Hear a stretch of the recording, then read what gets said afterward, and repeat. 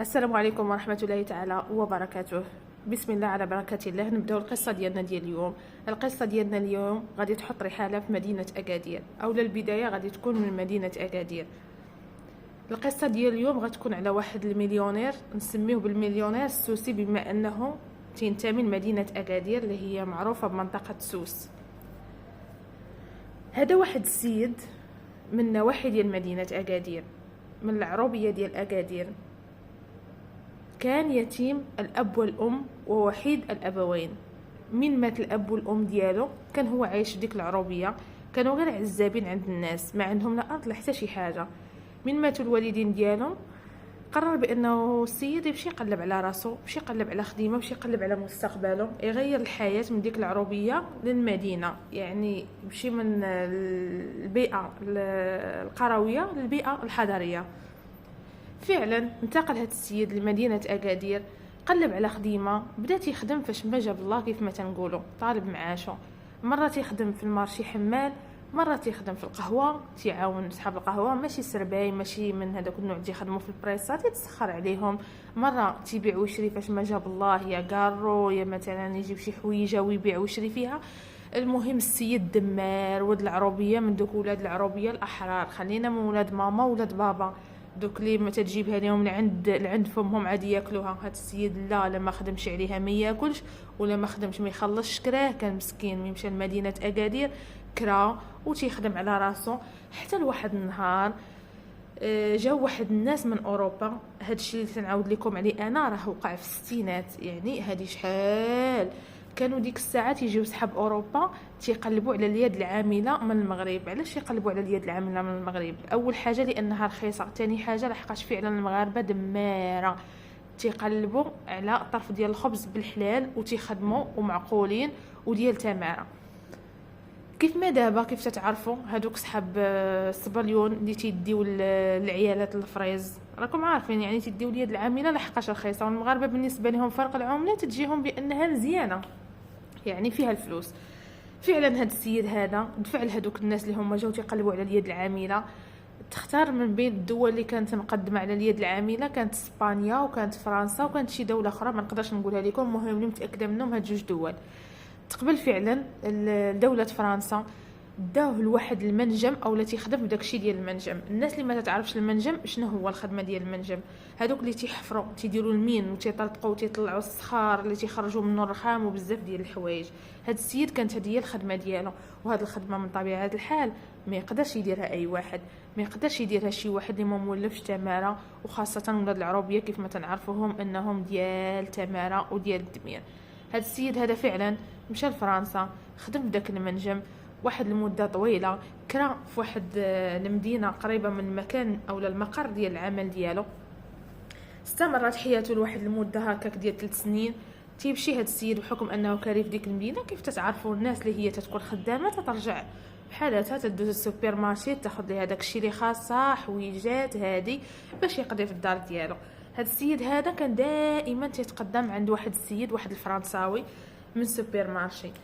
هذاك السيد بان لي هذا الولد المغربي تعرف عليه من خلال الكلام، منين جيتي عرفوا بانه ما عندوش الاب والام، وبحال عطاه واحد الخلاصه على الحياه ديالو الشخصيه. عرفوا بانه ولد ديال الزمان وولد معقول. تعرف عليه داك النصراني، ولا تيعيط ليه الا كانت شي مناسبه عند داك النصراني، كان شي عيد ديالهم ماشي ديالنا بالحق لحقاش هما يهود ماشي الاعياد المسلمه. بقات العلاقه ديالو طيبه مع هذاك النصراني. هذا الولد المغربي عجبوه بغاه بزاف، بالكثر ما انه جاه فعلا ولد ونعم الرجل. هذاك النصراني عنده واحد البنت كتاب الله، وهذاك الدري المغربي من تيمشي مع النصراني للدار شاف ديك البنت عجباتو، خطبها من الاب ديالها هذاك الشيء اللي كان ناوي في باله بانه غير يقربوا يا ريت ياخذ ديك البنت ديالو. والبنت كانت الوحيده ديال داك النصراني، كانت عنده غير هذيك البنت. كيف تتعرفوا النصارى اغلبيه ولدوا ولد او لا ولدوا بنت، اغلبيه عندهم جوج واحد، ماشي بحال المزالط ديال العرب تتلقاه مزلوط ما لقيته ما ياكل، والدربوكه ديال الدراري. هذا كانت عنده بنت، وسبحان الله الصدفه جمعتها مع واحد الدري هو اللي وحيد ديال والديه ويتيم الاب والام.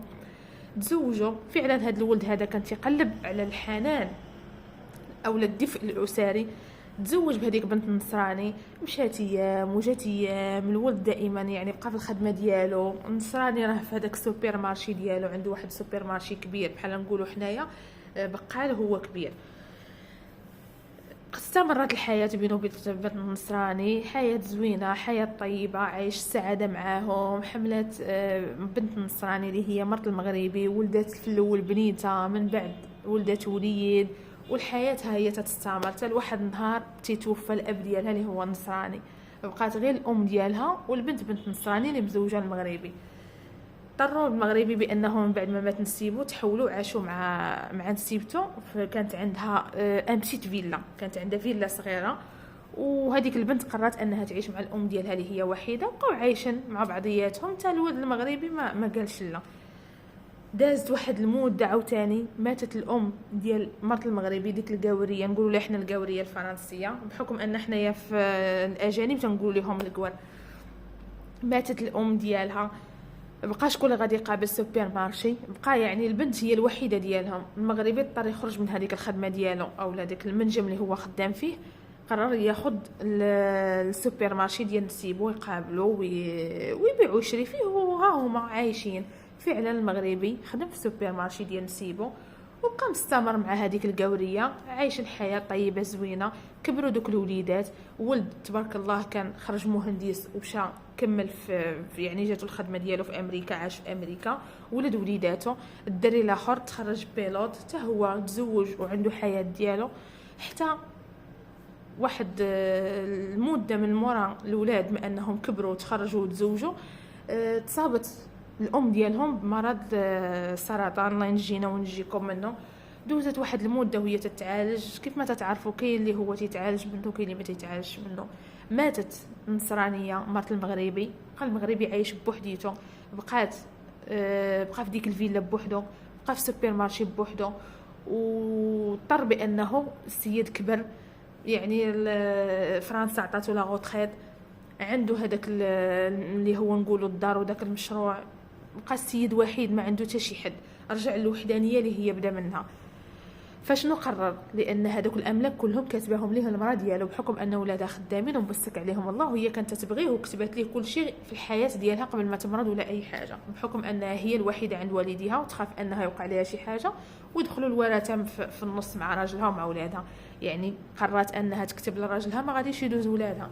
ما علينا من هذا الشيء، ماشي هو موضوعنا. فعلا المغربي باع دوك الاملاك من بعد ما قرر انه يدخل بحاله المغرب، من بعد ما قنعوا واحد الصديق ديالو اللي هو كان خدام معاه في داك المنجم اللي هو كان خدام فيه، واحد المغربي وكان الصديق ديالو الانتيم. هذاك خدا لا غوط خير من داك المنجم، وقرر انه مشى في المغرب وشرى واحد الدويره ودار واحد المشروع وعاش في بلاده. كنا الناس اللي هما تعيشوا في الغربه، سواء انا ولا ناس اخرين، كل شيء الطموح ديالو انه يدير الفلوس ويدير المستقبل ويرجع يعيش في بلاده، حتى واحد ما تيكره انه تكون خاتمته في بلاده. فعلا هذا المغربي هذا او هذا النصراني سمحوا لي، هذا المغربي اللي كان مزوج النصرانيه فعلا باع داك الاملاك اللي هي جابت ليه ما ازيد من مليار وشي حاجه. دخل المغرب، مشى لهذاك الجهه اللي هو من جهه ديال مدينه اكادير او النواحي ديال مدينه اكادير، فين كاين حتى هذاك السيد اللي هو كان خدام معاه هو من نفس المنطقه. شرى واحد الدويره، هذيك الدويره دايره بحال بتيت فيلا، قدامها واحد السور واحد الجريده، حدا هذاك الجار ديالو اللي هو كان صاحبه في فرنسا. والما تبقى حط دوك الفليسات في البنكه، كل شهر داير منهم بحال لاماندا تيجبدها وتيعيش منها وتياكل وتيشرب. صافي هذا السيد هذا بقى واحد المده من بعد ما دخل المغرب، تقريبا شي عامين، هو يعني الدار البنكه يمشي يجبد دوك الفلوس ياكل ويشرب. مين كان تيمشي يجبد الفلوس من البنكه كان تيدخل تيعطيه المدير ديال هذاك الاجونس اللي هو تيجبد منها الفلوس، تيجلسوا تيشربوا معها قهوه بما يوجدوا ليه ديك الفليسات اللي هما بحكم ان كيف تنعرفوا دائما الناس اللي في لابونك تيعرفوا عندك ازيد من مليار في البنكه راه تيديروا لك بحال داخل عندهم الملك البنكه، يعني تيعطيك واحد الاهتمام، ماشي ديال واحد حاط 50,000 ريال ولا ديال واحد حاط مليون ولا 2 المليون. كانوا تيهتموا به بزاف بحكم انه عنده فلوس حاطه كثيره عندهم باش ما يحولهاش لجهه اخرى، تيبينوا ليه الاهتمام. راكم عارفين السيستم ديال صحاب البنوك. تعرف عليه هذاك الشاف داجونس بقات يعاود ليه، قال لي ودي انا باختصار انا راه كنت في فرنسا وعندي 2 اولاد، ودوك الاولاد كل واحد عايش الحياه، تتعرفوا نتوما الاولاد الكوار كيفاش دايره العقليه ديالهم قهوريه، يعني صافي دار وليداتو دار مرته وما تيبقاش يسول كاع حتى في والديه. عطاه واحد الحياه عليه بخلاصه، بانني انا جيت درت واحد الدويره وفليساتي في البنكه، صافي هذه هي الحياه ديالي، غنبقى ناكل دوك الفليسات حتى نموت. عطاه خلاصه على حياته. بقى داك الشاف داجونس تيتقرب منه، داروا بحال صاحبه. جا واحد النهار داك السيد المغربي، او نقولوا داك مرض راجل القوريه، مرض دوز شي ايامات من مورا داك المرض. كان تيطلع عليه غير داك الصديق ديالو اللي هو الجار ديالو كان معاه في فرنسا، حتى مول الامانه خدا امانته. مات داك المغربي، داك المليونير، نسميوه حنا بالمليونير باش تعرفوه، هو كان سميتو السي ابراهيم. مات داك السي ابراهيم، ولا جا شي واحد في ولادو ولا شي واحد في ولادو عرفوا بانه مات. داك السيد صاحبو تيعرف بانه السيد ابراهيم كان تيتواصل مع ولادو، ولكن نادرا ما هو اللي كان تيصيفط ليهم، اما هما ما تيسولوش، ما عرفوش كيفاش يعلموهم. داك صاحبو سد ليه الدويره ديالو، علم القياده، دار الاجراءات اللي خاصها دار، بان هذا السيد هذا ما عنده حتى واحد. هذاك صاحبو هو اللي قام بالدفن، هو اللي دار العشاء، هو اللي دار كلشي، سد الدويره ديالو، والسوات بقاو عنده بحكم انه هو اللي تيعرفوا، ما تيعرفوا حتى واحد. اولا لو وقعت شي حاجه راها من هذاك السيد اللي عنده السوات. بقاو دوك الفليسات في البنكه. السيد تقريبا شي 4 شهور ولا 5 شهور ما عمره ما مشى شي حاجه. هو ماشي من عوايدو، كان كل شهر كل 15 يوم تيمشي يخرج واحد شويه اللي احتاج الفلوس. داك الشاف داجونس جاتو غريبه، مشى حيت بحكم العنوان ديالو ديال السكن راه كاين في لابونك عندهم، راكم تتعرفوا الاجراءات ديال لابونك. مشى سول عليه داك الحي، عرف بان السيد مات، وبقات هو في بالو ديك الفكره ديال بان السيد علي معاود ليه راه ولادو ما تيتواصلوش معاه، كل واحد عنده حياته، ما عمر شي واحد ما يسول فيه. طاحت على هذاك الشاف داجونس طميميع، طاحت عليه واحد الفكره جهنميه، هو واحد الموظف معاه في لابونك، بان هذا السيد ما عنده حتى شي واحد، غنشوفوا شي خطه نبقاو كل شويه نخرجوا الفلوس، على اساس راه كانه هو اللي السيد تيجي تيخرج الفلوس، هما خادمينها بيناتهم، شكون راه يدقق في السينياتور حتى واحد. بداو تيخرجوا في الفلوس حتى لواحد النهار تيتفاجئوا بان غنبدا معكم القصه ديال ولدو كيفاش جا للمغرب. يعني تفاجئوا بالدري ولدو وصل عليهم المغرب. السيد ما بقاش يسول في ولدو اللي في فرنسا، اللي عايش في فرنسا ماشي اللي في امريكا، لقى بان باه ما تيجاوبوش واحد المده اللي هي طويله، بدا تيبحث عليه بحكم انه عارف العنوان ديال السكن ديالو. بقى تيبحث توصل لذاك السيد اللي هو الجار ديالو صاحب الاب ديالو. قال ليه ودي راه الاب ديالك توفى، راه شنو كاين، وراه انايا شاد السويرتات ديال الدار ديالكم، وراه خاصكم تجيو دابا تصفيو هذاك الشيء اللي خلى الوالد ديالكم هنايا في المغرب وتمشيو بحالاتكم. فعلا داك ولدو نزل المغرب، تلاقى مع داك السيد، عطاه السويرتات ديال دارهم. السيد جا بات في دارهم، بدا تيقلب في الوراق ديال باه شنو عنده شنو ما عندوش، باش يعرف الخطوه كيفاش غادي يبداها. لقى بان باه عنده واحد الورقات ديال البنكه، واحد الورقه فيها شحال تيخرج وشحال باقي عنده في الرصيد، عرف الاب ديالو شحال في الاملاك ديالو. داك السيد من خلال داك العنوان ديال داك لابونك اولا من مخرج الاب ديالو الفلوس، انتقل لهداك لاجونس اللي هو تيطلع اللي تيخرج منها باه الفلوس واللي حاط فيها الفلوس. مشى دخل عند المدير، السلام عليكم. السلام، انا ولد فلان. تصدموا بان السيد جا تيقول لهم انا بغيت نعرف يعني الوالد ديالو شحال عنده شحال خرج، يعني عطاهم واحد الكشف ديال الحساب بالتدقيق من اخر النهار اللي هو الاب ديالو خرج فيهم فلوس، اولا ما بدا تيخرج حتى لهاد الساعه. السيد قال لي اوكي، اعطاني واحد 3 ايام وانا غادي نوجد لك الكشف ديال الحساب ديال الوالد ديالكم. فعلا الدري مشى بحالاته على اساس 3 ايام. ناض هذاك الشاف ديال لاجونس درس واحد الخطه، هو داك السيد قال لي اودي الا جينا ندقوا معاه في الحساب راه غادي نتفضحوا، غيبان باننا حنايا خرجنا الفلوس من بعد ما السيد مات، خاصنا نشوفوا شي حل لهذا البرهوش نغبروه. طاحت عليهم واحد الفكره بانهم يعرضوا عليه، وديك الساعه بدا الخطه ديالهم. الدري كان اي خطوه تيديرها الا هو التواصل مع الاخ ديالو اللي في امريكا، اشنو غندير. فعلا عيط ليه داك المدير ديال لاجونس ديال البنكه، قال لي هتجي تعشى معنا اليوم وغنهضروا في داك الموضوع ديال داك شنو خلى باك، من الاحسن حسن من البلاصه ديال العمل ونفهموك اكثر. قال لهم اوكي. فعلا داك الدري علم خوف بانه معروض عند المدير ديال البنكه، وغنمشي وغادي نهضروا في الموضوع ديال الفلوس ديال الوالد وحتى نرجع ونرد عليك. مشى ولد السي ابراهيم المليونير السوسي، مشى عند داك الشاف ديال لاجونس، هو هذاك صاحبه اللي هو مخدم معاه، عرضوا عليه عند هذاك الدري اللي هو ماشي المدير، تعرض عند الاخر المدير عنده وليداته ما عرضش عليه، دا عند الاخر الزوفري، مشى تعشى معاهم. الدري طاح كاو، اللي داروا ليه واحد المخدر في الماكله، هزوا داك الدري داوه لواحد الدار ديال داك الشاف ديال لاجونس ديال البنكه، داوه ربطوه تما، سدوا عليه وجاو بحالاتهم. صافي الدليل اولا الشخص اللي غادي يبحث على الاملاك ديال باه صافي صفيناه، ما عندنا ما نديرو به حتى من بعد نشوفوا شنو غنديروا ليه، ولا يخليوه تما تيموت من الكلاخ ديالهم واللي ربي بغى يعمل لهم البصيره. نساو بان سي ابراهيم عاود لهم بانه عنده 2 ولاد، داك المدير ديال البنكه بقى ببالو بان سي ابراهيم عنده غير هذا الولد اللي جا سول عليه، الاخر عمره ما يسول عليه. داز شي 3 ايام الدري ما بانش، خوتي صوني عليه ما بانش، خو قال شي حاجه كاينه، داك خو مطور اكثر من هذاك اللي جا من فرنسا. نتوما عارفين الدراري ولاد الكوا راهم مطورين، ماشي بحال ولاد العرب، واخا دابا راه كلشي ولا مطور. الدري خاف على خوه، شد الطياره جا للمغرب، جا للدار ما تيلقاش خوه، الدار ديال باه ما تيلقاش خوه، سول داك صاحب باه قال ليه اودي انا ما شفتوش من النهار الاول اللي جيت عطيته السويتات ديال الدار. الدري طار ومشى عند دارك الملكي اللي هما مسؤولين على ديك البلاصه، كيف قلت لكم الاب ديالو شاري في النواحي ديال اكادير ماشي في مدينه اكادير. حكى لهم القصه بالتفصيل الممل كيفاش وقع الخوف من نهار اللي هبط المغرب حتى لدابا. الدرك الملكي فعلا تحركوا، مشاو للدار بداو تيدوروا تيقلبوا، قال لهم اخر وحدين كان معاهم خويا واللي مشى عندهم هو المدير ديال البنكه. قالوا باش غادي نبداو التحقيق ديالنا ولا التحريات ديالنا بالمدير ديال البنكه. مشاو فعلا عند المدير ديال البنكه الجندارم، مشاو عند داك الموظف، بداو التحقيق ديالهم. في كنت انت داك النهار اللي هو الدري اختفى فيه؟ قال لي يا ودي المدير انا دخلت لداري من بعد الخدمه، تعشيت مع وليداتي تكيت نعست. داك الزوفري قال لهم اللي هو الموظف، قال لهم حتى انا مشيت تعشيت برا ودخلت بحالاتي للدار، يلاه نبداو معكم من هذه المرحله هذه، غنبداو معكم من مشيتوا لداركم وشنو تعشيتوا شنو كليتوا شنو شنو شنو شنو.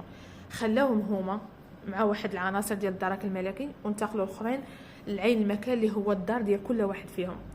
مشاو للدار ديال المدير ديال البنكه، تيسولوا مرته، قالت لهم ودي هذاك النهار ما تعشاش معانا وما دخلش للدار بكري ودخل تقريبا حتى 2 ديال الليل، ها هي كذبه بانت عليه. الاخر ما عندهم ما يسولوا، بداو تيديروا التحريات ديالهم تما عند الجيران شكون شافوا، لقاو واحد العساس قال لهم ودي داك النهار فعلا شفتو جاي معطل بالليل وماشي من عوايدو انه يدخل معطل بالليل. بانت عليهم الكذبه المدير والموظف، وعرفوا بان الجندار متاكدوا من بعد ما حكى لهم داك الولد ديالو القصه ديال الفلوس وديال الاب ديالهم وديال الدري، عرفوا بان هذوك عندهم واحد اليد. داوهم معاهم المقر ديال العمل ديال الجندار ديال لا بريغاد، نقول سميوها حنا تنقولوا ليها لا بريغاد. داوهم لا بريغاد، بداو عليهم بالتحريات والسؤالات. وانتم عارفين الدرك الملكي او البوليس الطريقه ديال السؤالات ديالهم ما تتكونش غير سؤالات عابره، السؤال ومعاه الطريقه او الرد ديال الشخص ولا الجواب ديال الشخص تيمشيو معاه بتأني وبالتدقيق باش يعرفوا واش تيدخل وخرج في الهضره، واش يكذب، واش هذا السؤال ولا هذا الجواب مطابق مع السؤال الاول. المهم زيرهم مزيان والناس طاحوا في الشبكه واعترفوا بداك الشيء اللي هما كانوا ناويين يديروه واللي هما داروا. قالوا اودي ما عندنا ما نخبيو، نتوما حنا تفضحنا قدامكم والحقيقه بانت اننا حنايا اللي دينا الفلوس ديال داك السيد، وحنايا كنا بغينا ولدو ما يفضحناش وديناه سدينا عليه وخليناه في ديك الدار، حنايا ما نويناش نقتلوه. هي كانت النيه ديال القتل كاينه ماشي ما كايناش، لان السيد هذا كان تيشكل عليهم خطر، لا تلقاوها يشكل عليهم خطر ولا خلاوه يشكل عليهم خطر. شنو استفدنا من هذا الشيء؟ بان الطمع والجشع ديال واحد 2 موظفين بانهم قراو حتى عياو وتوظفوا وتياخذوا واحد الصالير مزيان وطوموبيلاتهم ما خاصهم حتى خير، قالوا شنو نديروا نسرقوا الناس اللي هما العملاء عندنا في البنكه. ما هما استفدوا ديك الفلوس اللي هما سرقوا، ما هما استفدوا الخدمه ديالهم، ما هما استفدوا الحريه ديالهم، كل شيء ضيعوه ما بين ليله وضحاها. من بعد ما اعترفوا، من بعد ما تقدموا النيابه العامه تحكم عليهم بجوج ودخلوا القضيه ديال الاختطاف ديال الدري مع نيه القتل كانت كاينه عندهم في النص، تحكم عليهم 30 عام. شنو استفدنا من هاد القصه هذه؟ استفدنا بان الطمع والجشع ديال الانسان عمره ما تيوصلوا للقمه او لا عمره ما تيخليه يحقق داكشي اللي هو باغي يحققه، راه يطلع الباطل تيطلع وينزل ويطلع عليه الحق، وربي هنا بين الحق. وهداك السيد اللي هو مات اللي هو الاب ديالهم ابراهيم مليونير السوسي، ديك الفلوس ضرب عليها تماره وضرب عليها تماره بالحلال، وكان بغى يخليها لوليداته، وربي ما بغاش يضيع وليداته، ما بغاش يضيع رزقه، ما بغاش وحدين اخرين يسرقوه. دائما القناعه مزيانه، قنع باللي عطاك الله. هادشي اللي بغيت نوصل لكم، قنعوا باللي عطاكم الله. الطمع والجشع ما خدامش. ربي لا بغالك شي حاجه يجيبها لك تلبينات يديك، ما عمرك ما تشوف اللي في يد غيرك. نتمنى هذه القصه هذه تكون عجباتكم، ونتمنى انكم ما تنساونيش من اللايك والبارطاج للقناه والمزيد من الدعم. الى فيديو اخر والى قصه اخرى ان شاء الله. مع السلامه.